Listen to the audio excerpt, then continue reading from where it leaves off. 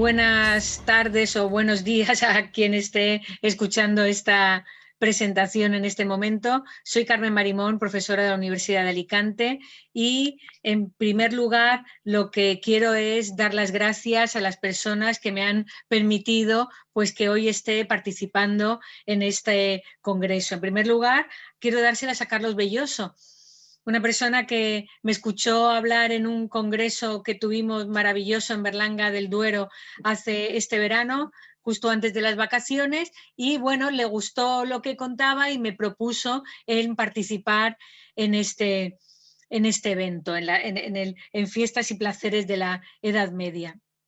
Quiero dar las gracias inmediatamente a Belén Arroyo por su disponibilidad, su amabilidad y la facilidad con la que inmediatamente pues, me metió por este camino. Y desde luego la Fundación Bodes de Isabel, que ha aceptado el que yo pueda participar. Me quedo con el pellizco de no poder estar allí, como creo que nos quedaremos todos los que nos encantaría haber estado en Teruel y compartir el tiempo, el espacio, el conocimiento, la comunicación, en fin, pues todo lo que supone un congreso de estas características que yo creo que nos interesa a todos los que en algún momento de nuestra vida hemos puesto en nuestro máximo interés, como es mi caso, durante mucho tiempo en la Edad Media. Bien, el trabajo que yo le voy a presentar ahora y que ahora voy a compartir la pantalla para que podamos seguirlo, se llama Juglaría, Clerecía, y el triunfo de la gestualidad en la Edad Media. Comparto la pantalla y así ya la tenemos ahí. Ahí lo tenemos enseguida. Muy bien.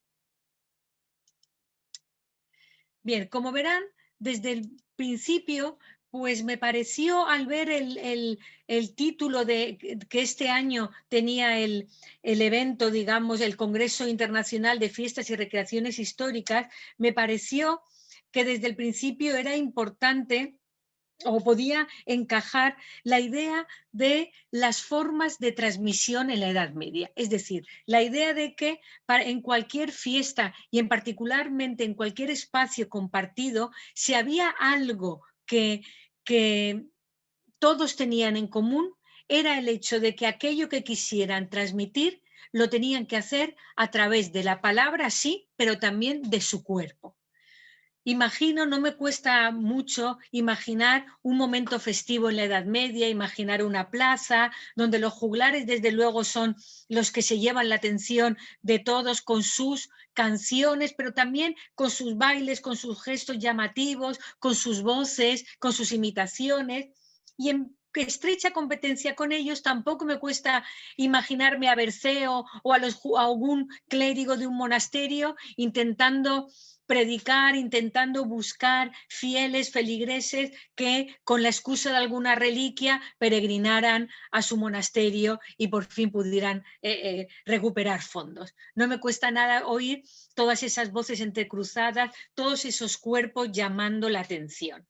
Por eso, el objetivo de mi comunicación, de mi conferencia, de lo que yo quiero mostrarles aquí, es de qué manera la gestualidad quizá fue la forma compartida y en la que se puede comprender en buena parte el sincretismo que supone toda la literatura, el sincretismo que supone la Edad Media en general. Por una parte, no perdemos de vista que la retórica clásica ya entendía perfectamente que la palabra hablada sin los recursos expresivos verbales, sin unir a los expresivos corporales, no tenían nada que hacer. Si hay una disciplina que desde el principio aúna palabra y gesto, verbo y movimiento, es sin duda la retórica clásica, que dedica dos operaciones, la memoria y la actio, precisamente a la corporeidad, es decir, a ese cuerpo que va a ser el recipiente, la memoria, esa cabeza en la que va a residir lo que se comunique, y la actio, es decir, todas las voces, los gestos, los movimientos corporales que van a acompañar la transmisión y que tiene clarísimo el orador que si no están en combinación, es decir, que si no casan, si no comunican al unísono aquello que se haya escrito, aquello que se haya memorizado, no se habrá transmitido adecuadamente. Es lo que llamamos cuando en una sociedad lo oral tiene una importancia tan importante, una importancia tan radical, llamamos estilos de vida verbomotores. Y ese estilo de vida verbomotor es el que predomina en la Edad Media. La Edad Media efectivamente es la civilización todavía de la oralidad.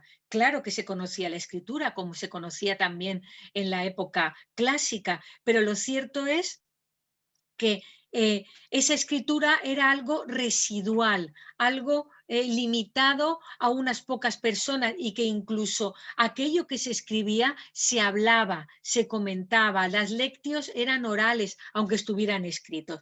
Así que la forma esencial de transmisión también en la Edad Media fue la oralidad. Y los espacios fueron también espacios muy diversos. Los cuerpos fueron el espacio donde vivía el discurso, donde vivió el discurso durante mucho tiempo, pero también los espacios sagrados, los templos y también los espacios de comunicación, los caminos. El verdadero lugar donde vive el discurso durante la Edad Media son los espacios de interacción, es decir, allí donde los seres humanos se comunican, hablan con unos con otros, transmiten mensajes de cualquier tipo. Y como ocurre hoy, nos ocurre ahora mismo, nada de eso ocurre sin la intervención del gesto. Por eso, nuestro objetivo, el objetivo de esta comunicación es, y aquí lo tenemos en el último lugar, entender la naturaleza sincrética de la cultura medieval a través del valor del gesto. Vamos a ver cómo clérigos y juglares se valen de esa sintaxis kinésica de la que hablaremos, recubren el mensaje con esa oralidad y con esa gestualidad que aporta enorme cantidad de significado. Pero como podemos imaginar ya desde el principio, la codificación de la gestualidad es muy diferente en el mundo letrado y en el mundo popular, podríamos decir, en el mundo iletrado, en el mundo de la oralidad estricta. Así que lo que vamos a intentar hacer perdón, que me he ido. Lo que vamos a intentar hacer es un recorrido que empezará, en primer lugar, a intentar comprender cómo la cultura letrada transforma los modos de comunicación y de transmisión desde la cultura clásica hasta la actualidad.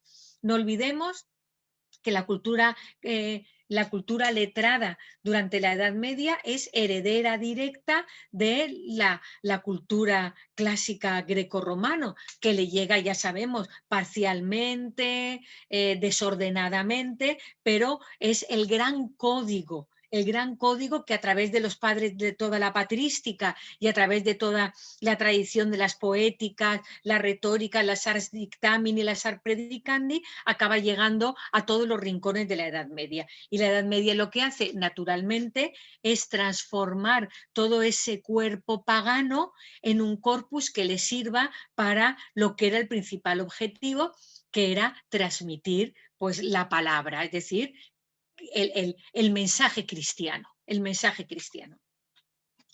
Esa transformación va a ser esencial para cuando lo que se quiera transmitir ya no sea un mensaje de pura predicación, sino un mensaje además con una intención poético-literaria, como va a pasar ya con el Mester de Clerecía y toda la literatura que a partir del siglo XIII y XIV se va a desarrollar en castellano y en las otras lenguas. Así que lo que vamos a ver en este primer lugar es cómo se produce esa transformación respecto, sobre todo, centrándonos naturalmente en la cuestión de la actio, del gesto, cómo cambiamos, cómo el orador y el actor se transforman en el predicador y qué consecuencias tiene eso para la transmisión del mensaje. luego vamos a intentar ver, y eso ahí es lo que realmente nos va a interesar, cómo lo popular acaba mezclándose con todas estas convenciones, podríamos decir, con todas estas convenciones de la cultura letrada para dar lugar a quizá uno de los hechos más singulares de la literatura, yo creo, de todos los tiempos, que es el Mester de Clerecía. El Mester de Clerecía, es decir, la Cuaderna Vía, todo lo que se cuenta ahí es un ejemplo de sincretismo, como vamos a ver, entre lo popular, lo culto, lo clásico, lo contemporáneo, pero en todo ello vamos a ver cómo la cultura del gesto clásico y la cultura del gesto popular se encuentran, no solamente en el Mestre de Clerecía, sino también, como vamos a ver, en otras obras como en Don Juan Manuel o mucho antes en el Cantar del Mío Cid. Naturalmente, estamos hablando de gestos, de voces, ¿y dónde están los gestos y las voces? Ninguno de aquí lo hemos visto, no ha quedado en ninguna parte. En ninguna parte, sí, sí nos ha quedado. Nos ha quedado iconografía, naturalmente, que nos ayuda muchísimo a entender los gestos sagrados, los gestos profanos, pero los textos mismos están llenos de pistas que nos hablan de la presencia de toda esa gestualidad, de la ritualidad simbólica de determinados gestos y de la gestualidad no ritual que aparece en otros textos. Así que lo que vamos a hacer es ese recorrido que nos lleve a comprender pues, la importancia del gesto en la transmisión de la cultura durante la Edad Media. Bien, evidentemente lo primero que vamos de lo primero que tenemos que recordar es que todo el cuerpo de, digamos, de construcción discursiva y textual durante la Edad Media procede de la retórica. ¿Vale? La retórica clásica es la gran conformación, digamos, el gran estudio sobre el discurso. Primero estuvo el discurso y luego quienes quisieron, quienes pudieron formalizar todo lo que estaba pasando dentro del discurso. Y enseguida, en las primeras manifestaciones del corpus retórico, que es naturalmente Aristóteles, ya encontramos desde el principio la extrema unión entre palabra y expresión corporal. De hecho, si miramos la retórica de Aristóteles, en su libro tercero, habla de la expresión. Y al hablar de la expresión, se refiere en el mismo capítulo a lexis y a hipócrisis. Es decir, para Aristóteles, expresar tenía dos vertientes, una vertiente verbal y una vertiente no verbal. Todavía no estaba hecha la diferencia absoluta entre la elocutio, es decir, la elocutio entendida como la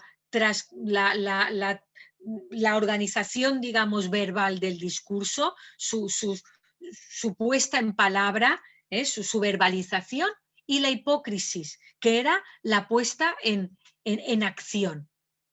Así que en Aristóteles nos encontramos ya que lexis y hipócrisis, esto es una tradición que va a durar a lo largo de toda la antigüedad.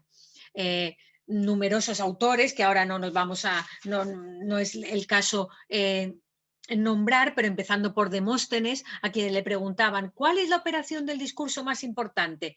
Y él decía, la primera es actio, la segunda es la actio y la tercera es la actio. Es decir, eran perfectamente conscientes de que una mala representación era un mal discurso. Así llegó claramente a Roma, donde Cicerón, por ejemplo, en el Orador, habla de la elocuencia, de la elocutio, sí, como la parte de la semiótica verbal, pero define la actio como una elocuencia del cuerpo, es decir, que hay una doble elocutio, tal y como nos había anunciado Aristóteles. El discurso se viste con las palabras, pero se viste también con la representación, con la gestualidad.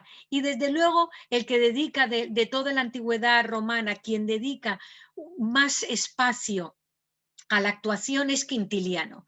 Quintiliano habla directamente de lo que podríamos llamar una sintaxis kinésica, porque Quintiliano detalla hasta no solamente a qué tipo de personas corresponde qué tipo de, de gestos, sino en qué momento de discurso, pues en qué momento del discurso, en la narratio, en la argumentatio, en la peroratio, conviene doblar la cabeza, conviene estirar las manos, conviene cerrar la boca, conviene inclinar los ojos. Es toda una sintaxis que se superpone a la sintaxis verbal y que hace posible una verdadera transmisión discursiva. Esto, claro, esto en realidad, esta importancia que se le daba a la actuación, pues dio lugar a no pocos dilemas filosóficos dentro de Roma y en Grecia y también en Roma. Y el dilema era el siguiente. Hemos dicho que Aristóteles llamaba hipócrisis al acto. La hipócrisis también es lo que hacen los actores. Y hubo desde el principio, y hay desde el principio, desde siempre ha habido un cierto recelo hacia el actor. Vamos a ver, el retor, la persona que se pone a escribir el discurso, es un artífex, es decir, el artífice del discurso, alguien que construye. Pero en el momento en que pasa a comunicarlo, se convierte en actor o en orator. En Roma ya se guardaron mucho de separar estos dos aspectos. ¿Por qué? Porque el actor era aquel individuo que se escondía detrás de una máscara, en el caso de Grecia, es decir, aquel que representaba a alguien que no era, es decir, cuya identidad actoral no correspondía con la identidad personal. Y eso era algo que no se podía permitir un orador. Un orador tenía que mantener intacta su identidad personal, precisamente porque en ella residía una buena parte de su capacidad persuasiva, en ser quien era. Así que, si bien la acción en la actio fue un elemento importantísimo, también fue un elemento un proceso que el orador tenía que aprender a controlar, porque una actio desbocada daba lugar a una actuación más propia de un actor y por lo tanto el orador perdía su naturaleza y con ella toda su capacidad persuasiva y con todo eso un absoluto fracaso de su discurso, entendido como esa doble semiótica.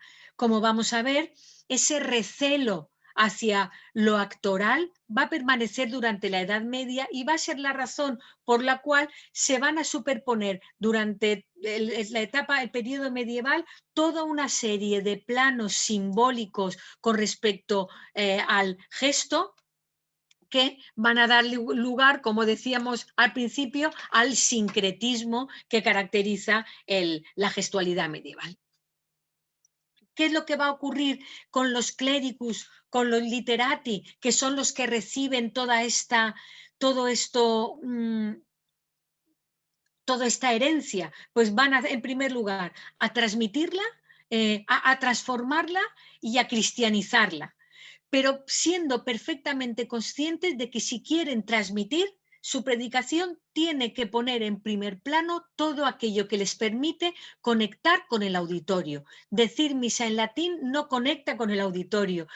Decir misa de espaldas no conecta con el auditorio, con un pueblo que ya no hablaba latín en absoluto a partir del siglo XII y XIII bueno, por supuesto a partir de los siglos XII y XIII, pero que ya en los siglos IX y X tampoco hablaba latín ni lo entendía. Así que, en primer lugar, los clérigos son perfectamente conscientes de que tienen que situar en primer plano el acto comunicativo.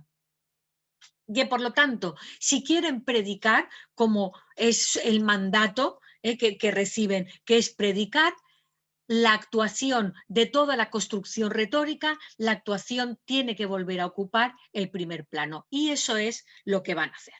Efectivamente, como una de las características más importantes que tiene toda la predicación medieval es que la transmisión de lo sagrado va a estar profundamente influida por lo profano. No van a poder escapar, digamos, ni poder, ni en algún momento van a querer escapar de la influencia de lo profano. Van a, en primer lugar, ocupar los espacios. Es decir, la predicación se va a producir en muchísimas ocasiones fuera del templo, en los caminos. Van a aunar dos técnicas, la retórica y la juglaresca, y van a utilizar todos los medios que tienen a su alcance. Lo escrito sí, pero también los voces, los cuerpos y los gestos. Bien, la gestualidad medieval no tiene más remedio que transformarse, la elocuencia cristiana, desde los padres de la Iglesia, desde San Agustín es el que quiere realizar la gran transformación del vir bonus dicendi peritus al vir santus. Y esa transformación, digamos, ese pasar de uno a otro es lo que va a dar lugar a que la retórica se transforme completamente a lo largo de toda la Edad Media. La retórica, por otra parte, pierde todos sus espacios. Recordemos que la retórica era el espacio de discurso forense, fundamentalmente del discurso político, del discurso conmemorativo. Todos esos espacios desaparecen durante años, incluso siglos, en la Edad Media, de tal manera que la actuación, apenas es nombrada en la mayoría de la tratadística medieval. Tiene un espacio mínimo durante todo el periodo. Martianus Capella, Fortunanciano, Casiodoro, apenas la nombra. Así que llega con muy poca fuerza, podríamos decir. Por otra parte, esto no solamente es porque la retórica ya ha perdido su espacio, sino porque la Iglesia era totalmente recelosa, podríamos decir, a la gestualidad. Es decir, el gesto, el cuerpo, la Iglesia nunca había sido partidaria. Recordemos que se prohíben los ludi teatrales. El teatro va a estar prohibido durante mucho tiempo. La relación de la Iglesia con el cuerpo es una relación muy compleja. Y va a entrar dentro, bueno, no quiero adelantarme porque creo que lo tengo en una diapositiva un poco más adelante, va a entrar dentro de las enormes contradicciones que tiene la cristiandad durante esta época. ¿Qué es realmente el cuerpo? ¿Es el depósito del alma o es el espacio del pecado? ¿Es un cuerpo hermoso, es una creación de Dios y por lo tanto hay que alabarlo como todas las bellezas de la naturaleza? ¿O es una tentación que nos llega al pecado? Así que la Iglesia también tuvo para ella también fue muy complejo el colocar en algún sitio, de tal manera que cuando se tiene que enfrentar con la gestualidad, pues lo hace con prudencia y con cierta temeridad. He encontrado aquí una cita de Gregorio Magno, en la que a pesar de tener claro que la actuación no es lo que más importa, dice: no solo conviene que el tono de la voz sea conforme a la materia que se trate, sino también el gesto, de forma que las cosas tristes sean pronunciadas con gesto triste y las alegres con gesto alegre. ¿Y qué nos dice esto? Esto nos está remitiendo a lo que acabamos de decir. Es decir, a la idea de que el predicador no puede sobrepasar, no puede convertirse en un actor, sino que tiene que intentar lo que se llamaba un aptum, es decir, una adecuación entre lo que dice y cómo lo dice. Cada tipo de discurso necesita una forma de gestualidad y eso es exactamente lo que va a hacerse durante la Edad Media. la Edad Media vamos a encontrarnos una redefinición de la gestualidad, sobre todo a partir del siglo XIII. Cuando a partir del siglo XIII empiece la predicación realmente, entonces es cuando podremos, como dice Paul Zumthor, podemos empezar a hablar de la Edad Media como la civilización del gesto. Y la Edad Media... Y en estos tratados, una de las grandes divisiones para poder aceptar la existencia y la importancia de ese gesto como parte de la comunicación es una división muy clara entre lo que se va a llamar el gesto ritualizado y el gesto sobrepasado. El gesto ritualizado es este que tenemos aquí, el gesto simbólico, el gesto que transmite conocimiento, el gesto que acompaña la majestad de quien lo hace, el gesto de la autoridad, de quien se puede permitir hacerlo, el gesto inmovilizado que transmite. Ese es el gesto ritualizado y ese gesto ritualizado se va a oponer a lo que se va a llamar el gesto sobrepasado.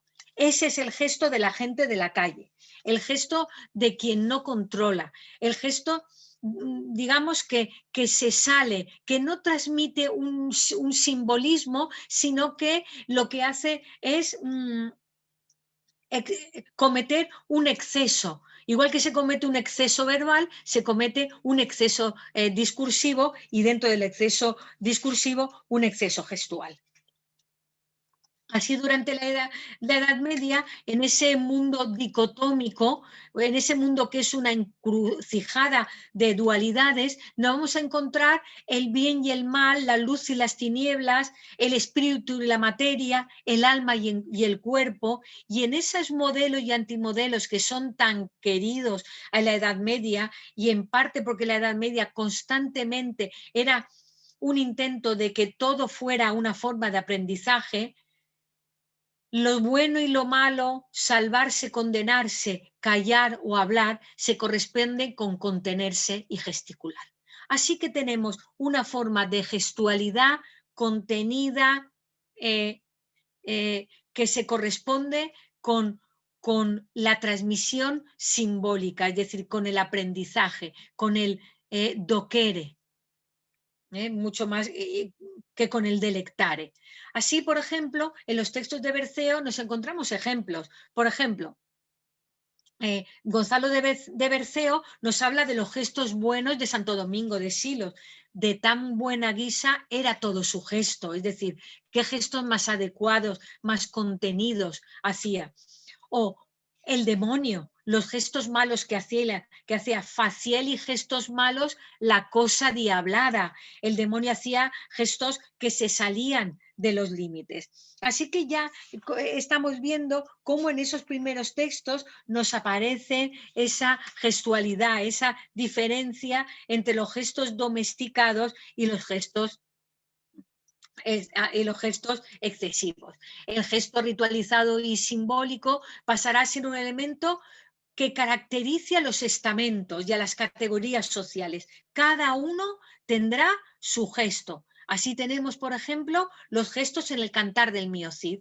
Alzó la mano diestra, el rey se santiguó. Y podemos imaginarnos al rey, y aquí tenemos a la derecha una imagen, no exactamente, pero donde aparecen varios gestos. Sonrisóse el rey, tan bellido habló. El rey no da carcajadas, el rey sonríe y el rey habla plácidamente. El rey levanta la mano, como tenemos aquí, y se santigua. Y lo mismo que tenemos estos gestos civiles, tenemos los gestos sagrados.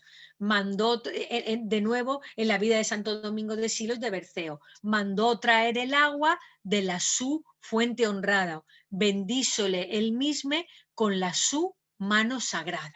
Es decir, esa mano, cuando está haciendo el gesto adecuado, es la mano sagrada, ¿vale? Y es la mano, como vemos aquí, la mano que bendice. Así que, por una parte, en la Edad Media nos encontramos con el ideal de moderación, el gesto estático, el gesto simbólico. Pero atención, ¿es este el gesto que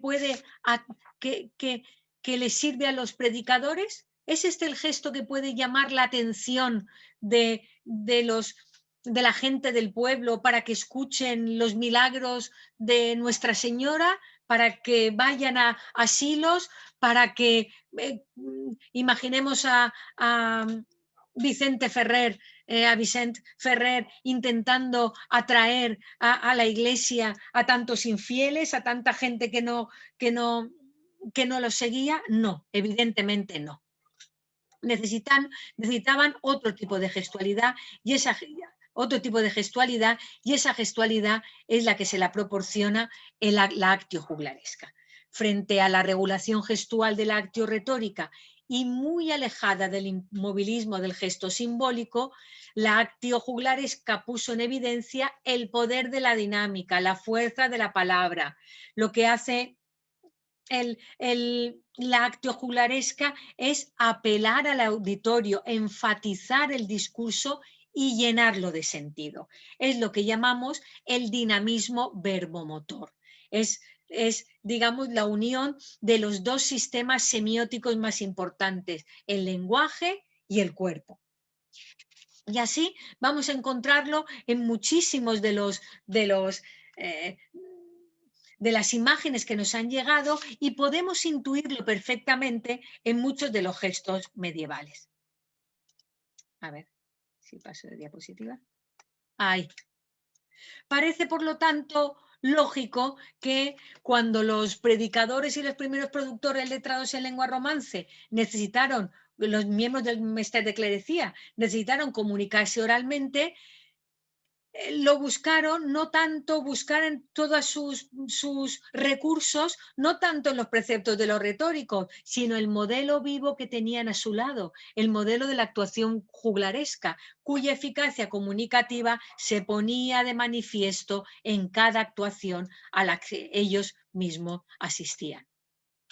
Así, por ejemplo, podemos encontrar muchísimos ejemplos y vamos a leer algunos. Aquí tenemos, por ejemplo, a ver si lo encuentro yo también aquí. Faciel y el demonio decir grandes locuras, a vueltas de los dichos facía otras horruras, había la maletía muchas malas naturas, donde facía el enfermo muchas malas figuras. No es nada difícil imaginar a Berceo representando facía el demonio decir grandes locuras, a vueltas de los dichos facía las horruras. Había en la maletía muchas malas naturas, donde el enfermo hacía muchas malas figuras. Y podemos imaginar a Berceo gesticulando en figura de toro que es escalentado, cavando con los pies el cejo demudado, con fiera cornadura, muy sañoso e irado, parósele delante el traidor probado. Es un catálogo de gestualidad. Es imposible transmitir esto sin realizar todos estos gestos. Esto está pensado para llamar la atención, para atemorizar, para sobrepasar con mucho la moderación, para acabar con los pies, para hacer gestos, para hacer todo lo que un juglar hubiera hecho.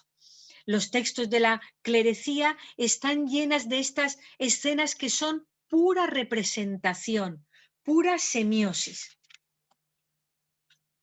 Y no lo ocultaban, como sabemos los propios autores. Por muchas veces que lo hayamos visto, por muy tópico que nos parezca ya cantar trago fermoso no es de joglaría, cantar es sin pecado, caes de clerecía, por mucho que lo leamos, no deja de transmitirnos eso. Señores, hemos servido con poca sabiduría, por vos solar, por dar solar a todos, fablevos en juglaría. El propio Berceo es consciente de que sabiduría y juglaría son cosas antitéticas. Es decir, por una parte, el saber, el conocimiento, yo sé que está en mí, en la clerecía, en mis libros, pero quiero que lo conozcan todos y además quiero daros una alegría, quiero que esto sea una cosa bonita, bueno, quiero distraeros y por eso os voy a hablar en juglaría. Queremos otro librello comenzar, de los sus milagros algunos renunciar. Los que Dios en su vida quiso por él mostrar, cuyos joglares somos, Él nos deñe guiar. Los juglares divinos. Eso ha sido quizá una de las expresiones que más éxito ha tenido y más eco, pero así era como se consideraban juglares divinos, es decir, individuos capaces de transmitir la palabra divina, la palabra culta, a través de la gestualidad popular. Y eso es de lo que hablábamos cuando hablábamos de la gestualidad medieval.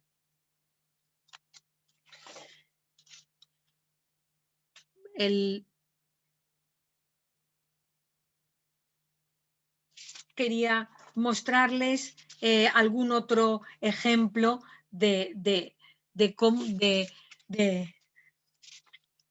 texto medieval así escrito. Fíjense el que tenemos aquí de don Juan Manuel. El que tenemos de don Juan Manuel. Es que cató a una parte, y aquí quería, si me permiten, estoy mirando aquí. Fíjense, si volvemos a releer, y esto es lo que quería decirles, perdonen que vuelva hacia atrás, porque quería hacer hincapié en estos textos que tenemos aquí. Fíjense de qué manera se produce la descripción histriónica de las acciones. En el primer caso, en el figura de toro, en el que habla de la figura de toro, tenemos sobre todo verbos en movimiento, cavando, paróseli, adjetivos actitudinales, algunos de ellos intensificadores, demudado, muy señoso e irado, lo que proporciona vivacidad y gran intensidad plástica en los movimientos.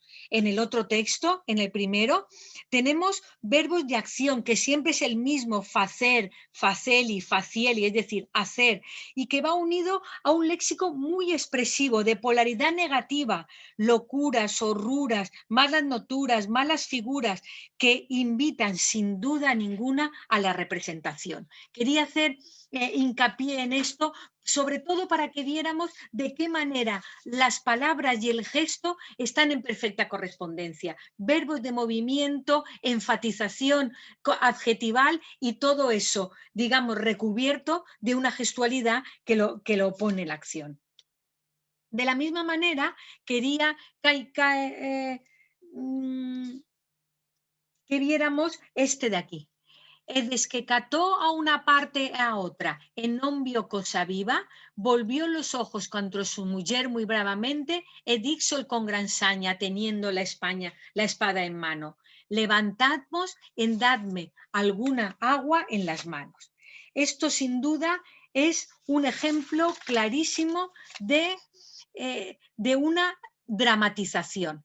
Fíjese el dinamismo que se centra en la voz, díxol con gran saña, y en la vista, cató una parte a otra, volvió los ojos, en contraste con la postura estática de amenaza, teniendo la espada en mano. En este texto encontramos los dos tipos de gestualidad. Por una parte tenemos la gestualidad simbólica, estática. Fíjese que esto lo escribe don Juan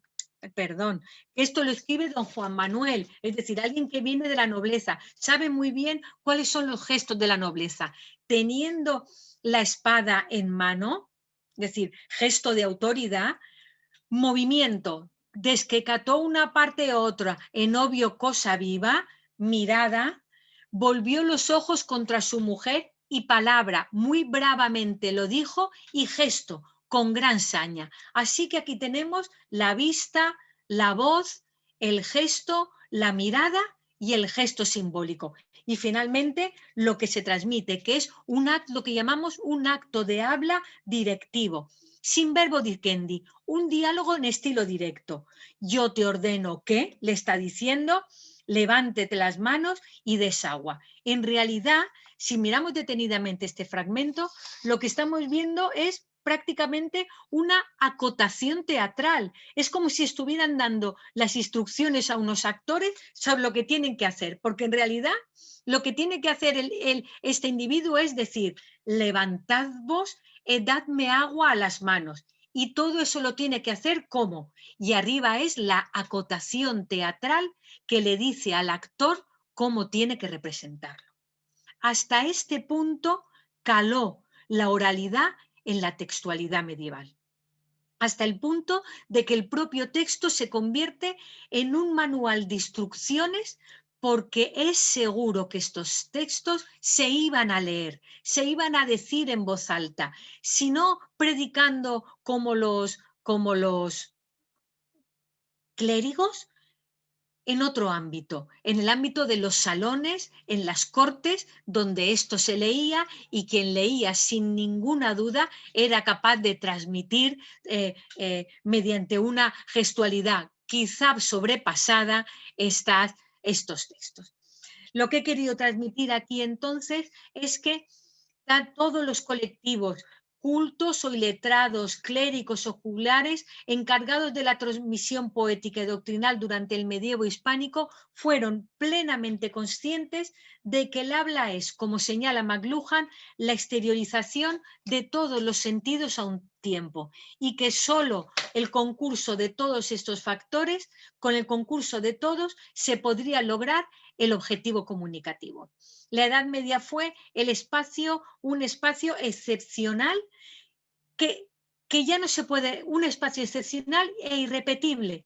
Inmediatamente después de la Edad Media vendrá el Renacimiento, y con el Renacimiento se olvidará para siempre este mundo, este estilo de vida verbomotor, porque con el nacimiento de la imprenta, la cultura letrada, que es en la que vivimos, acabará inundándolo todo, y la actuación acabará en otros espacios, pero en espacios distintos. Solo en este momento, particularmente entre los siglos XI-XII hasta el siglo XIV, se produce este momento en el que voz, cuerpo y texto se convierten, digamos, en una semiosis conjunta, en un estilo de vida, en un estilo de comunicación difícilmente repetible. El nuevo retor, el vir sanctus, el hombre de clerecía, tuvo a su alcance unos recursos que ni se habían tenido antes ni se tendrán después, y lo transmitió para transmitir un mensaje divino sin escatimar en absoluto